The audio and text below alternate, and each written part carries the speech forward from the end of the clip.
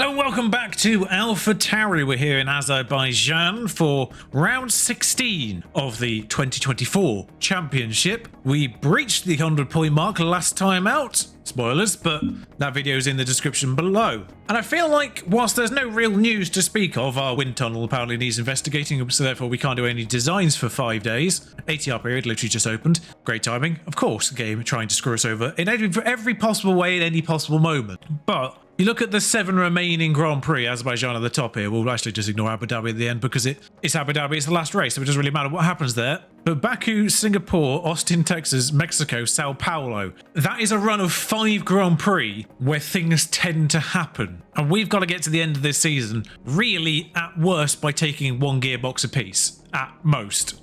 Las Vegas seemed to be okay. Qatar was actually a problem as well. So including Azerbaijan right now, there are 6 of the remaining 8 Grand Prix that I'd feel slightly perilous in. Strap in. You can't see it behind my head right now, but there are little red exclamation points on drivers and staff. That's because of Lawson's contract expiring and Perone's contract expiring. I will re-sign Marco Perone, but I'm just leaving it as late as possible so that his inflated wage doesn't affect our cost cap too much, because staff wages do count. There's also a new regulation after this race as well, so we'll keep an eye on that one. There's no sprint in Azerbaijan this year, so it's just qualifying and race. See you there. Surprisingly tame set of practices there. Actually, I can't remember a single incident. Good news for us, of course. To rather warm tracks, I am concerned that 2 flying laps might actually overheat the tyres by the end of them, but we'll see. This is a very long lap, of course, so even manual control, non-manual control, automatic, might cause problems. But this, of course, is a track where the automatic runs were a problem to begin with because the drivers just didn't accelerate until basically that last DRS zone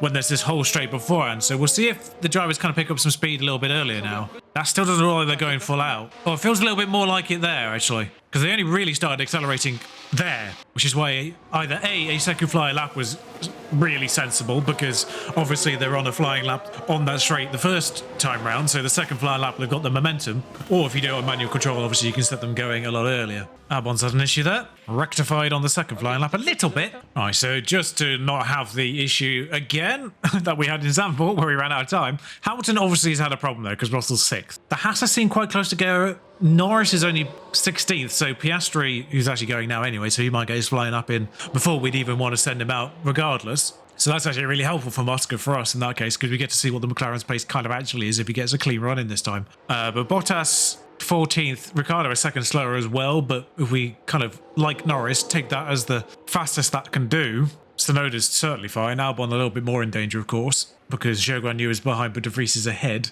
Same with Ocon and Gasly. 1 behind, 1 in front. I feel relatively confident that both McLarens, both Haas and both Saubers are slower. In fact, Hamilton's on an outlap right now as well, so we get to see what Hamilton... Because if Hamilton has an issue as well, that's one less problem for us. But we don't need to send anyone out till like 2:30. So Piastri's on a flying lap now, and then he goes 18th. Hamilton is just finishing his flying lap. So Piastri is done, Hulkenberg crucially is done. So that's 2 guaranteed behind. We would assume the Saubers. Interesting how nobody from 2nd through to 8th, including Tsunoda, hasn't come out again. Although Verstappen might just be leaving the pits right now, so this might be a batch of people about to come out. Alex feels like a sensible thing to do. Hamilton only goes 12th. An issue with Hamilton's car, perhaps? Yeah. Once again, depressing that you can actually read that. Oh, mind you, Russell's engine is basically deceased as well, and he was 6th. I think Tsunoda's fine then, because he's got 3 people guaranteed behind, and it's Bottas, Ricciardo, Magnussen. He just needs 2 of those 3 people, basically, to be slow. Ocon can go faster, that's not a problem. Albon can go faster, that's not a problem. We're basically just relying on the Saubers to be Saubers. I figured I'd hold off pushing Alex too early on that lap. It's a long lap and it's a warm track, although it has cooled down, which might actually slow people down. Ocon goes ahead, that's somewhat unsurprising. Gasly was already there. Norris is done, he's definitely slower. Oh, hang on. Norris and Bottas have finished their laps and they're guaranteed slower. No, not even going to bother. Save those tyres. Only 2 people on flying laps, and Alex can be at worst 14th. Neither of the 2 people on flying laps happen to actually improve. Carlos Sainz and George Russell have penalties for the race, by the way, which is odd because you'd think that he'd changed his engine, but no. Alex is lined up directly behind De Vries on his flying lap there, which could be really helpful. Or not. Alex did a terrible lap there. Not as bad as Zhou Guanyu and Hulkenberg, though, which is slightly confusing. Now, of course, there's no extra considerations to make here, other than getting ahead of that Haas. I'm honestly surprised it's taking this long to clear him. I'll place for Alex to pass there, but whatever. Alex, I've sent out behind Sonoda because of obviously the situation right now. Sonoda 9th, Albon 13th. Last time we did this, of course, Albon got in and Sonoda ended up being punted out. So did somewhat backfire. And the track's cooled right down, which means actually getting to temperature into these tyres is taking a little bit longer. We just got there now, actually. And actually, when you think about it, the whole straight is coming up very soon. So I might as well deploy and push them both from here to get the maximum out of it by the time they cross that line. Azerbaijan was effectively the one where you got the most benefit of being on manual mode. Now, I think the AI do speed up much better now, so I think they're doing a much better job of it, but I will be fascinated to see they've done a fastest Sector 3 personal best on their outlap. So I think they still might not be speeding up quite enough. But Alex has got the toe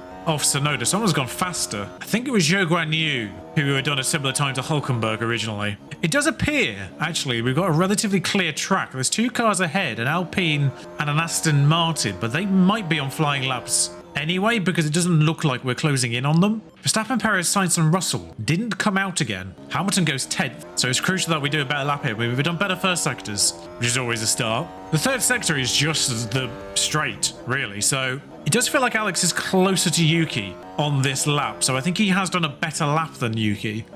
Maybe by virtue of the toe, but Alonso now goes 6, takes Hamilton out of the top 10. Zhou Guanyu has finished, I'm pretty certain. Gasly has just finished the lap as well and gone 7th. But here comes Yuki Tsunoda across the line in front. He just gets 10th. Alex didn't do a faster lap than Yuki. Only 13th from him. Try to get him the toe as well. Hulkenberg's done. That's 15. All cars finished. 13th for Alex then. De Vries had also finished as well, it seems. So Yuki just scrapes in. Not what I was expecting, really, from Yuki Tsunoda. Alex, they both have the same car now. Actually, it is worth saying. They both have the same car. So that could just be down to the mechanical parts. I'm still hedging my bets and using the most worn, still race viable parts, especially in Azerbaijan, because not exactly incident free historically. It's worth saying the tyres are quite lasting here. One round only took 6% off them. I shouldn't have gone immediately, and I just realised, but I should have waited for a few more to have come out. Although a few are coming out anyway, so maybe it won't be too detrimental. I don't think Yuki will catch anyone, and if he does, it'll just be a draft from Perez and Russell. Yeah, he's fine. A 142.9 doesn't feel sensational. No, that'll be why.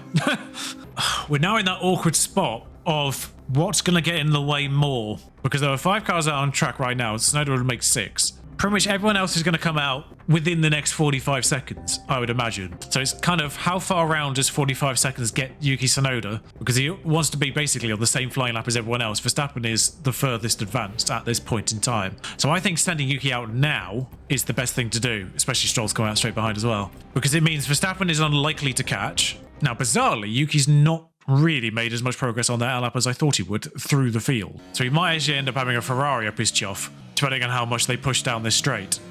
Quite is the answer now. So we're either simultaneously ruining Leclerc's lap, if that is Leclerc. It is. We're either simultaneously ruining Leclerc's lap or helping him. I don't know which is the case right now. It was only 5/10 faster on his original lap, which is a little surprising from a Ferrari on a 140 lap. Yeah, that could be a problem. At very least, we did the right thing in terms of timing, generally. Like, everyone's on a flying lap now, so there's no chance of hindrance for Yuki directly. It's just whether or not Leclerc decides to get fighty at any point. I kind of get the feeling that Yuki's having to take a couple of defensive lines here and there. He did a slower first sector, which makes very little sense, and a slower middle sector. That makes slightly more sense. But a slower first sector makes very little sense when you consider the fact that we optimised his run to the line. Oh, mind you, he did a manual run both times, didn't he? Sorry, but he's on fresh tyres and has gone slower. I expect Lance Stroll to crash at some point, but where the hell has he just found a second from? That's baffling. Because of penalties, Alex starts 11th, Yuki starts 8th. So position gain would be 10th and 7th. I think Alex could do it. I don't think Yuki can. For the sake of 200 grand, I'm not risking that. It's 200 grand versus 50 grand. And right now, every dollar counts. Incidents can happen, anything can happen, frankly, of course, but am I going crazy, or is that possible? I'm not going to pretend that you could probably get away with using a medium if you sort of do the thing on the soft. Little weird that isn't the sort of the mandatory version though. Long lap 2 kilograms, we take 1 out. It's always entertaining when Yuki Tsunoda is involved. Poor Yuki in real life, by the way. I'm recording this after the Singapore Grand Prix. He's yet to complete a racing lap in 2 races. Didn't even get to start Monza, and then didn't even finish lap 1 at Singapore. Bless him. Congrats to Liam Lawson though. If Daniel Ricciardo comes back and scores a point in the last few races, that I would totally, absolutely laugh if De Vries was 22nd in a 20-man championship. I think it was slightly hard done by, but it would be an amusing statistic. I think it technically makes him worse than Latifi, who was, of course, 21st in a 20-man championship last year, because of De Vries, ironically. But I was about to say status quo has been resolved off the line, but Albon has gone from 11th to 10th. I didn't see a highlight, but that's what's happened. Sainz is at the very, very back by a lot of things. Russell only back 10 places from where he qualified. I swear I just heard a thump, but I guess that was nothing. I guess it was nothing. Genuinely, it feels a little surreal. I'll come back in since nothing's really happening so far, but it feels a little surreal to be Baku again, because in terms of in this virtual world, and as it will be in real life, it's been about 18 months. Because it moved from being race 4 to race 16 from 2023 to 2024, as it will do in real life. So it's been ages since we've been here, comparatively. Tyres are already overheating at the end of lap 2. No, at the end of lap 1. But we have to stay in full mode push for the first 2 laps because the AI stay on full mode push for the first 2 laps. I didn't really check the strategies, but I suspect it's a split between mediums and softs. It is indeed, and that might be how Albon got Hamilton off the line originally. Plus the fact that Hamilton's car is terrible. We'll give a bit of love to Yuki as well, who has successfully completed a racing lap, but it's also similarly in the hunt of a soft running vehicle. Ricardo a little bit behind on tyre wear, which was interesting. 1% better. I say behind, 1% better off for a little bit there. He was the last to tip over to 96 by some margin. It always feels like Ricardo's tyre saving already. But that could just be the fact he's not in the dirty area anymore because, once again, doing awfully. I want him to get a point. I don't want him to be a pointless driver, but he's going to be. So both of the people that Tsunoda and Albon are hunting are, well, Ocon's on the fringe of not being in DRS. Of course, DRS not activated until, well, the turn 2. There is, of course, that straight immediately after in sector 1 that he could get something off if Ocon himself isn't in the DRS zone of Leclerc. I think he may have just stayed in it, which is not going to help Yuki. But at the same time, Ocon may have stopped fighting people and stopped pushing things. So we do need to come off. I mean, we're watching Tsunoda and Ocon, but a medium running Zhou Guanyu is nothing for Albon on a soft with DRS. That's what I mean. Tsunoda to 7th is a thing that's happening right now, but Sainz still exists. Russell still exists. Hamilton I'm not too concerned by. There's people still yet to come through.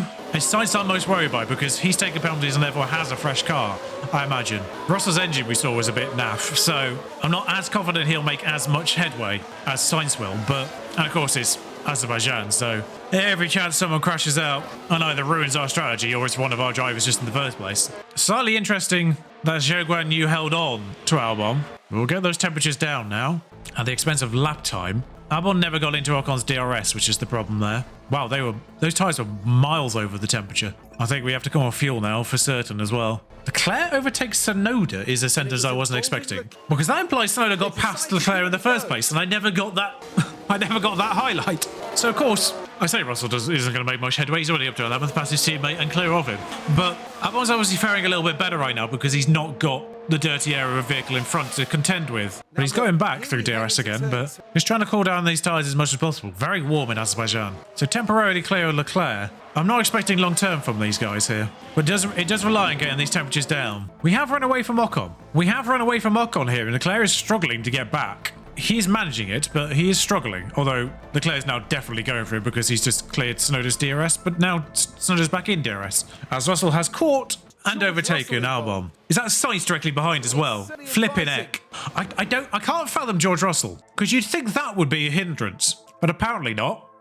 That is a hindrance to Lewis Hamilton with the ERS as well. But that isn't for George Russell, just the engine being on 28. Is Leclerc having Leclerc's engine's off as well, but, you know, not awful elsewhere. But anyway, Albon momentarily holding on to 10th, but is it actually Albon that we need to be more concerned about, not gaining a place, because he started 11th, of course, got Hamilton off the line, but now has let Russell through and will momentarily let Sainz through. With Tsunoda crucially dropped and caught by Ocon, and overtaken by Ocon. And Sainz also finally deals with Albon. Took him a while, surprisingly. That McLaren behind is looking surprisingly feisty as well. So the medium runners don't actually pit much later than us. So there's two things we can do here. One is we can try and extend into a medium, which will obviously be faster. Or two, we just slam the tyres and go onto the hards. Because that's effectively what we're working towards is this. But we can actually go on it probably a bit later. Well, I'll get the right tyres ready just because. Yeah, this is a problem. Norris is just unbelievably fast. Although he's actually doing the same lap times as Alex. Like, Alex isn't going that much faster than Lewis, who is directly behind on worse tyres with a fundamentally not functioning car. Don't really understand that. I mean, they are on 15% better medium tyres, but they'll pit basically the same time.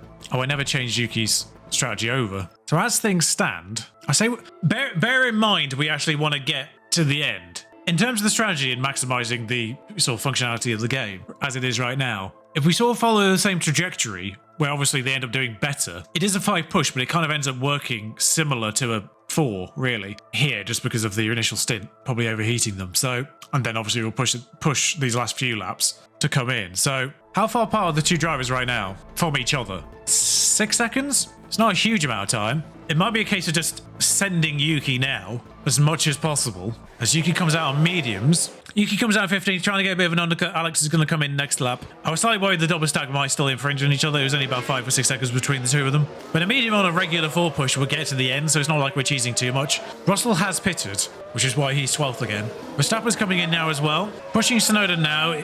Trying to undercut with Tsunoda now is mostly to get Ocon. I think Yuki has DRS on Zhou Guanyu. He does. Remarkably, he's got within DRS range of Zhou Guanyu in 1 lap.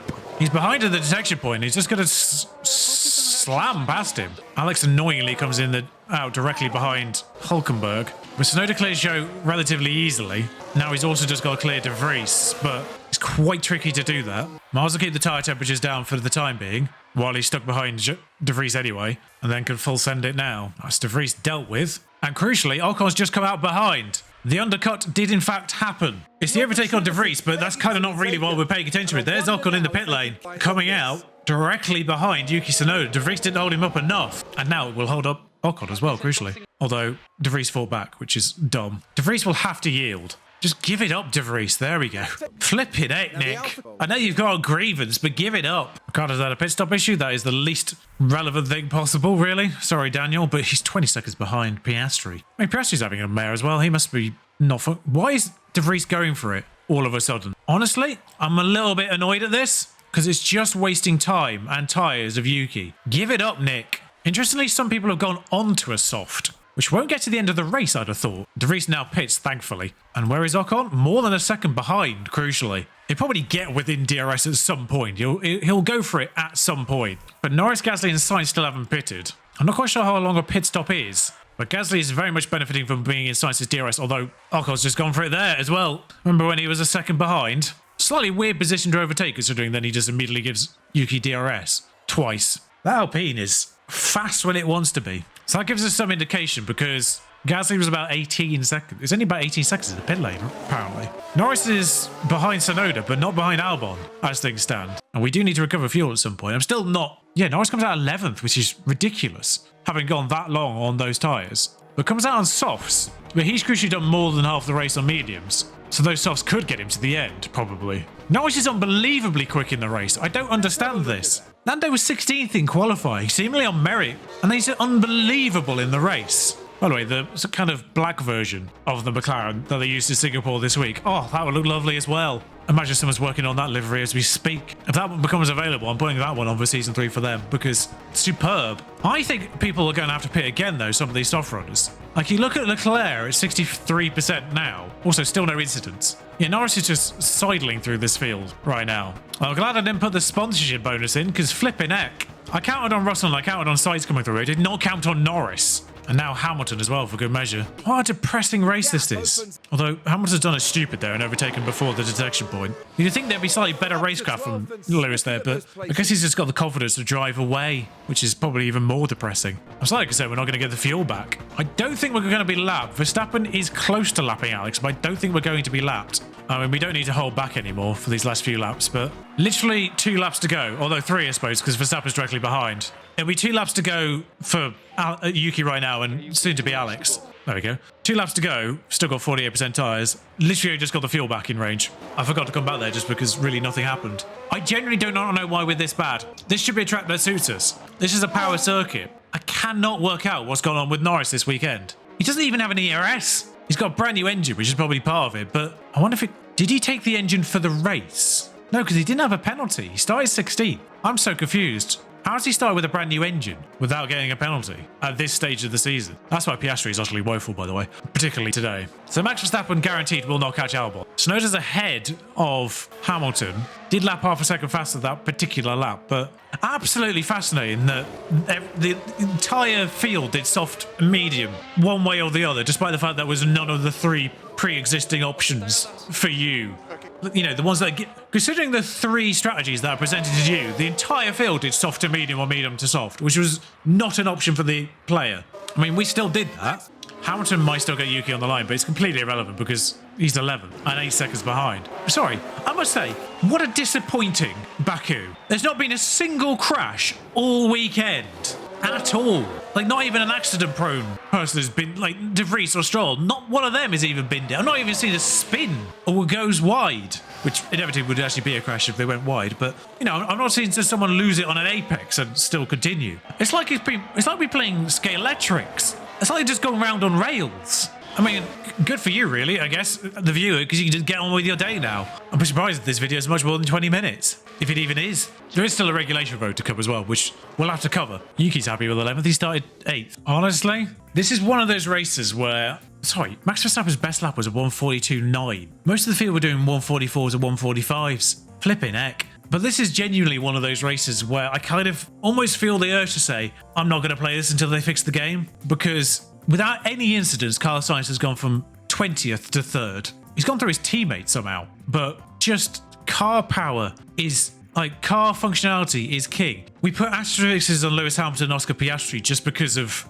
how broken their vehicles are as vehicles. So removing them from the equation, Sauber, Haas, Williams, AlphaTauri. George had a penalty and his car isn't perfect. Can't explain Lando. Can't really explain Charles Leclerc, really, actually. But Red Bull, Aston Martin next to each other. But the Ferrari should be ahead of Aston Martin. I don't know what happened with Charles Leclerc, if I'm actually completely honest. But that is basically the only real anomaly. Lando and Charles Leclerc are the only real anomalies in this race as a whole. Everything else kind of went as you'd expect. Just if you look at the car power, the drivers might as well just all be equal, frankly. But Lance Stroll gets Lewis Hamilton in the championships. It's weird. It's actually, considering how the cars usually just end up 2 by 2, it is slightly weird how kind of split Ferrari, Aston Martin and Mercedes are in this championship. You'd expect them to be slightly less in a fight with you. I mean, Leclerc is separated by miles, quite frankly. I don't know why Carlos Sainz is so far behind Charles Leclerc, but he is, for whatever reason. Lando getting a few points, Pierre and Esteban getting a few points. We're still 59 points ahead of McLaren, so we're okay for now. And yeah, teams are getting caught up on this one.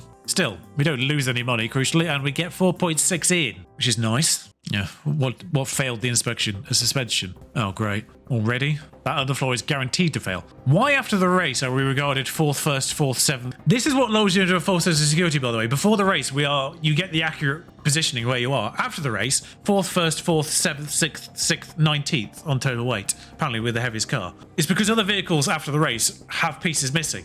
So you get an inflated view of what your car is doing after the race, and they don't put the new ones on until the day of, which is why your car always looks better before the day of. Oh, good. It's a financial change to the cost cap, making it lower. I have said before I would effectively only ever save scum on whether or not they changed, the point structure, the 1 to 10, 25 to 1 point to other variations. That would be the only thing I would only maintain, is making sure we keep the same point structure. A reduction to the cost cap is something I didn't realise was possible. Also joins that list because it is barely possible to actually maintain the cost cap as is because of the ridiculous inflation of everything else this year. So no, I am not accepting 5 million less. You can, like I say, you can barely make 139 and still have a functioning vehicle at the end of the year. Only problem is that regulation comes in after the race at Singapore. But there we are. I am still developing 2 pieces for the car just to see if we can finish off this year, but we have started doing research as well. Now the new ATR period is available and we can actually do something with it because the wind tunnel is also available. Again, after having a minor concern there.